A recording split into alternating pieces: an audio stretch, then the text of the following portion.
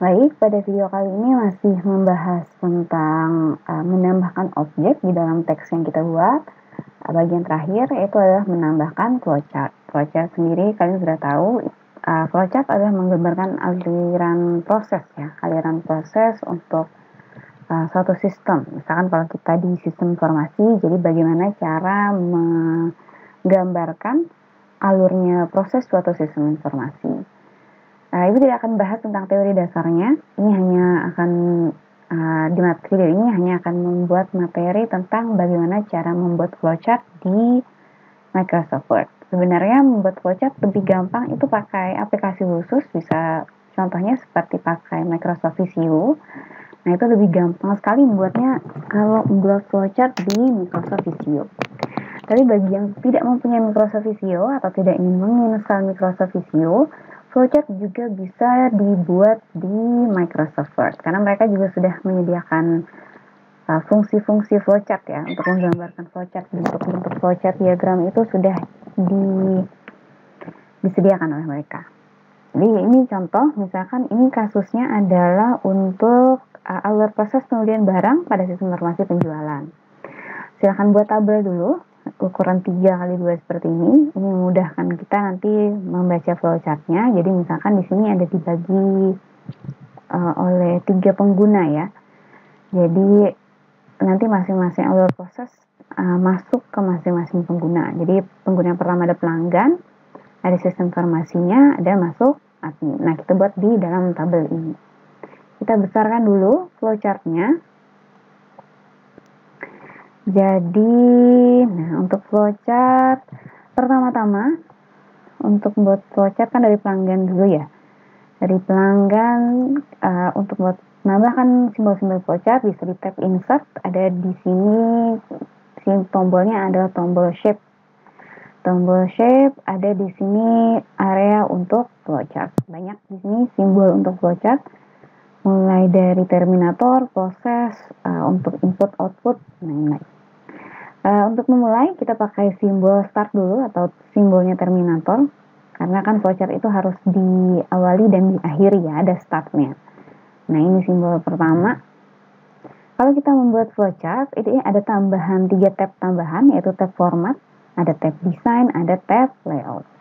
Untuk layout, kalau dilihat saja sesuai namanya, ini untuk mengatur layout dari shape yang kita buat atau bentuk objek yang kita buat. Kemudian desain untuk desain garis, stylenya tabel, dan lain-lain juga. Kemudian, format. Kita banyak menggunakan untuk objek flowchartnya di pengaturan formatnya di sini. Untuk pengaturan pewarnaan, tata letak, dan lain-lain, posisi, semuanya ada di sini. Nah, ini untuk flowchart yang pertama, simbol pertama, simbol mulai dulu. Flowchart kita buat saja warnanya, warna yang tidak ada isinya ya. Pakai yang ini saja, colornya hitam. Nah, untuk menambahkan teks, tinggal klik kanan ada add text di sini. Kalau kan mulai ya, berarti mulai dulu.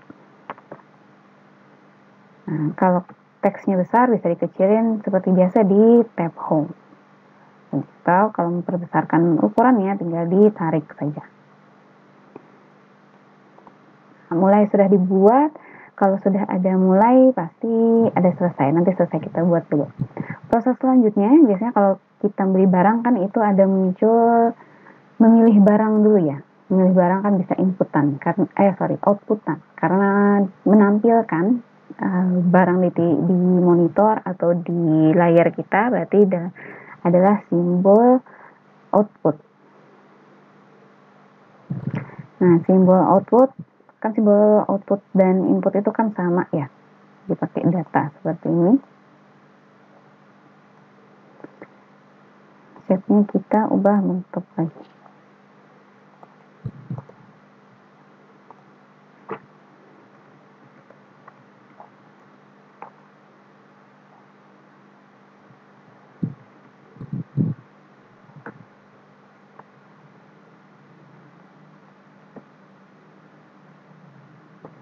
Menampilkan barang. Jadi outputannya yang tampil di sistem atau di monitor atau di komputer adalah menampilkan barang. Kemudian kalau sudah menampilkan barang, kita kan ingin memasukkannya ke keranjang belanja ya kan. Keranjang belanja bisa pakai simbol proses. Prosesnya adalah memasukkan ke dalam keranjang belanja.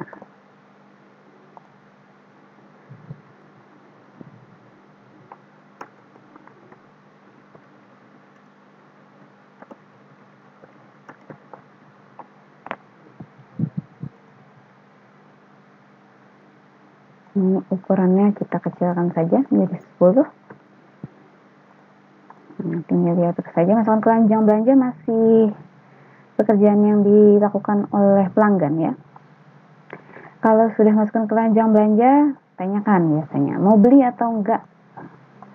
Nanti kita tambahkan lagi simbolnya pertanyaan atau decision pakai belah ketupat seperti ini.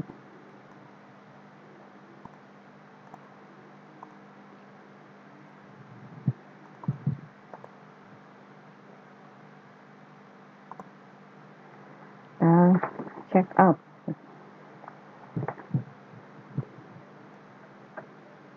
Apakah ingin check out atau tidak?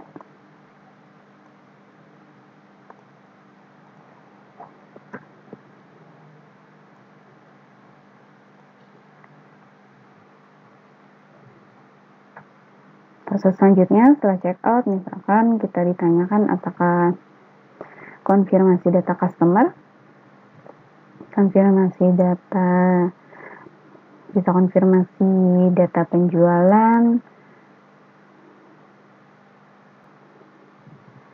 proses selanjutnya misalkan adalah konfirmasi data yang sudah data pelanggan sudah benarkah, data yang dibeli juga sudah benarkah barangnya, kemudian dimasukkan di sini konfirmasi data, kemudian misalkan memilih pengirimannya, memilih transfer pembayaran ke bank mana, kebanyakannya kan di sini. Kemudian kalau sudah masuk proses transaksi, kita mengcopy dari yang ada saja biar lebih gampang. Jadi ini sudah mulai proses transaksi pembelian. Kalau transaksi pembelian sudah, berarti kan melakukan pembayaran oleh customer.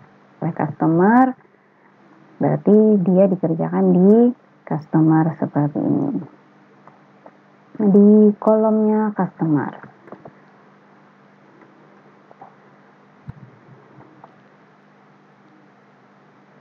Kalau sudah melakukan pembayaran,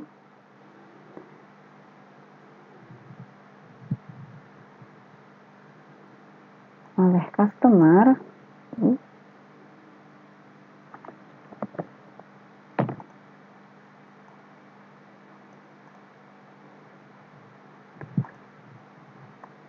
kita perbesar lagi. Kalau sudah melakukan pembayaran, nanti sistem akan mengkonfirmasi proses pembayaran. Jadi konfirmasi oleh sistem.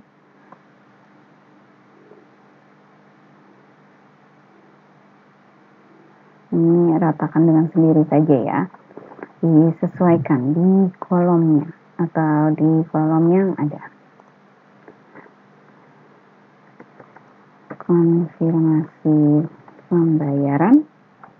Kemudian kalau sudah konfirmasi pembayaran, admin pasti akan menerima data transaksi berupa outputan. Outputannya berarti adalah data transaksi.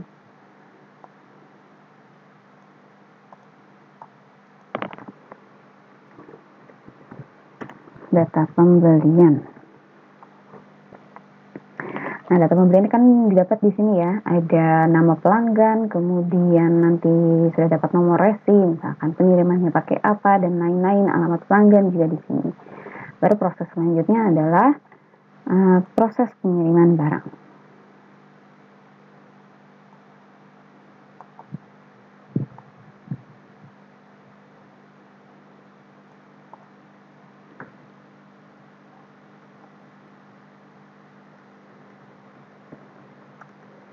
pengiriman barang. Jadi pengiriman barang mulai dari packing, kemudian memasukkan nomor resi ke sistem, juga sudah masuk ke handle oleh proses ini.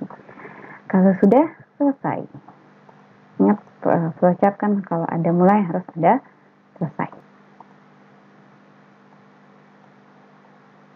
Kita copy saja dari simbol-simbol yang sudah ada. Kalau misalnya simbolnya ada, tinggal di copy saja. Ini lebih memudahkan kita kalau membuat flowchart. Memang lebih repot sedikit kalau membuat flowchart di Microsoft Word dibandingkan kalau kita membuat di Visio. Lebih gampang memang di Visio ya. Nah, simbolnya sudah dimasukkan semua, tinggal jangan lupa kalau flowchart kan harus ada yang namanya alirannya, berarti tanda panahnya. Jadi mulai dari di sini untuk menambahkan panah, tinggal tambahkan di tombol shape, ada di sini line-nya. Nah, tinggal tambahkan garisnya. Kita ganti, misalkan warna hitam, tetap sama hitam. Simbol sudah ada, tinggal di copy aja, tambahkan ke simbol-simbol yang lain. Tambahkan lagi untuk simbol yang lain.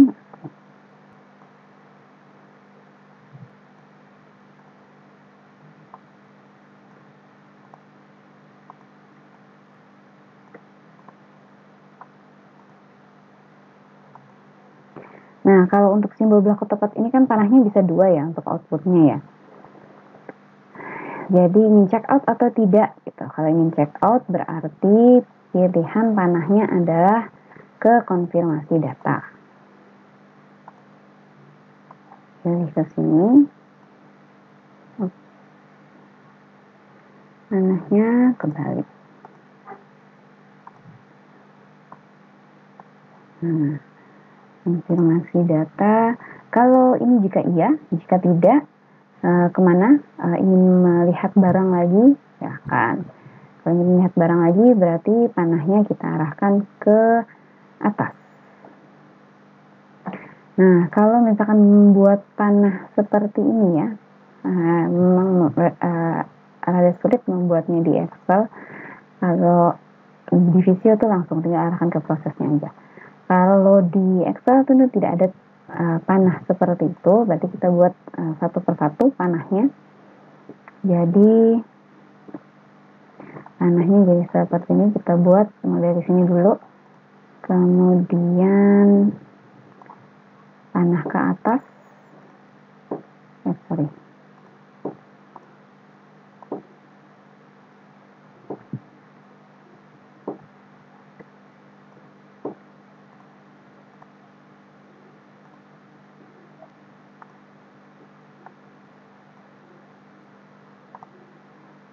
Nah, kalau kan ada pilihan yes or no, kita beri keterangan dulu langsung.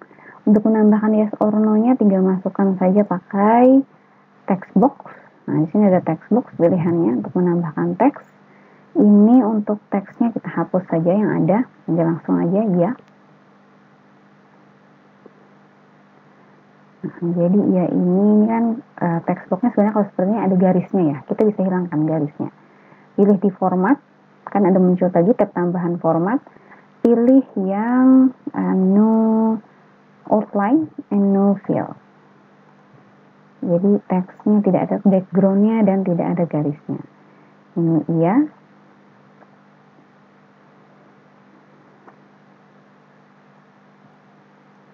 Kalau misalkan tidak, yang satunya kan tidak, tinggal di copy saja yang kita buat tadi, tinggal masukkan tidak.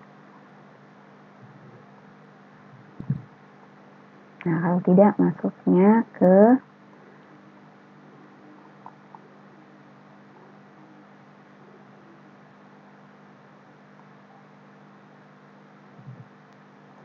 sini.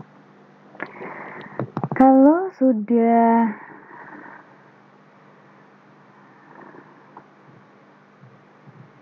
oh ya, masih ada satu kurang, satu proses lagi di sini.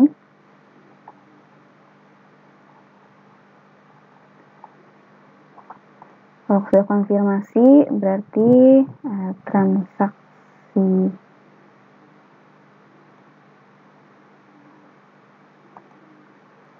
Pembelian, kalau di sini maksudnya adalah pembayaran.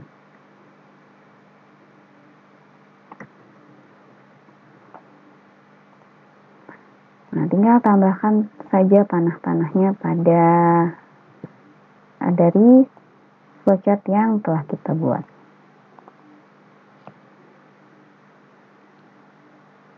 Dari transaksi, terus ke pembayaran.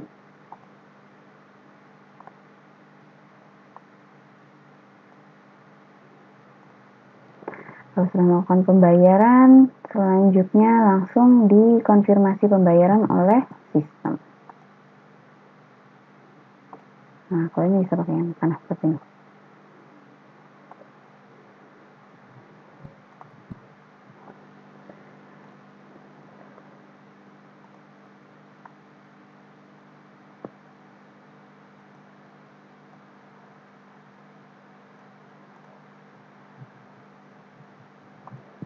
Kemudian proses selanjutnya ke pembelian.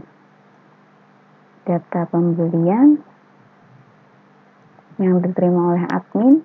Kemudian kalau sudah dari admin, data pembelian dia akan melakukan proses pengiriman barang. Proses packing, kemudian memasukkan nomor resi dan lain-lain.